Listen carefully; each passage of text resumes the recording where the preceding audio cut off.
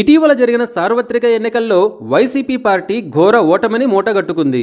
ఈ ఎన్నికల్లో టీడీపీ కూటమి ఘన విజయం సాధించిన సంగతి తెలిసిందే. 175 అసెంబ్లీ స్థానాలకు గాను ఏకంగా 164 ఎమ్మెల్యే సీట్లను కైవసం చేసుకుని చరిత్ర సృష్టించింది. అయితే కూటమి గెలుపు వెనుక ఈవీఎంల కుట్ర దాగి ఉందని వైసీపీ నేతలు బలంగా నమ్ముతున్నారు.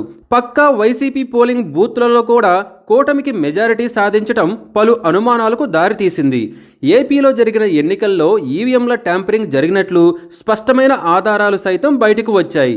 పోలైన ఓట్ల కన్నా లెక్కించిన ఓట్లే అధికంగా ఉండడంతో ఈవీఎంలపై పలు అనుమానాలు తలెత్తాయి.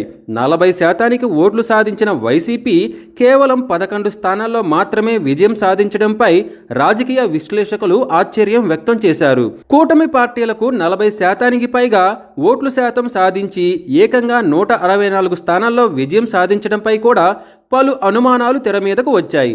దీనిపై న్యాయస్థానాల్లో కేసులు వేసినప్పటికీ వాటిని విచారణకు రాకుండా అడ్డుకుంటున్నారు. తాజాగా ఈవీఎంల ట్యాంపరింగ్పై వైసీపీ అధినేత మాజీ సీఎం జగన్ మౌనం వీడారు. దీని ఆయన తన ట్వీట్లో ఈ విధంగా రాసుకొచ్చారు. మన సార్వభౌమ సామ్యవాద లౌకిక ప్రజాస్వామ్య రిపబ్లిక్ మాకు న్యాయం, సమానత్వం, స్వేచ్ఛ మరియు సౌభ్రాతృత్వానికి హామీ ఇస్తుంది.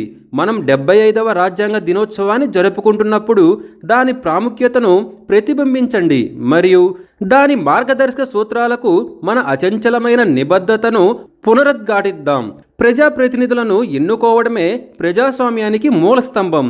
ఈవీఎంల పనితీరు గురించి దేశవ్యాప్తంగా విస్తృతంగా ఉన్న ఆందోళన ఈవీఎంల యొక్క వాస్తవికతను ప్రశ్నించడానికి మరియు ప్రపంచవ్యాప్తంగా మెజారిటీ దేశాల్లో ఉన్న పద్ధతిలో బ్యాలెట్ పేపర్లతో ఎన్నికలకు ఎందుకు వెళ్ళకూడదని మనల్ని మనం ప్రశ్నించుకునేలా చేస్తుంది.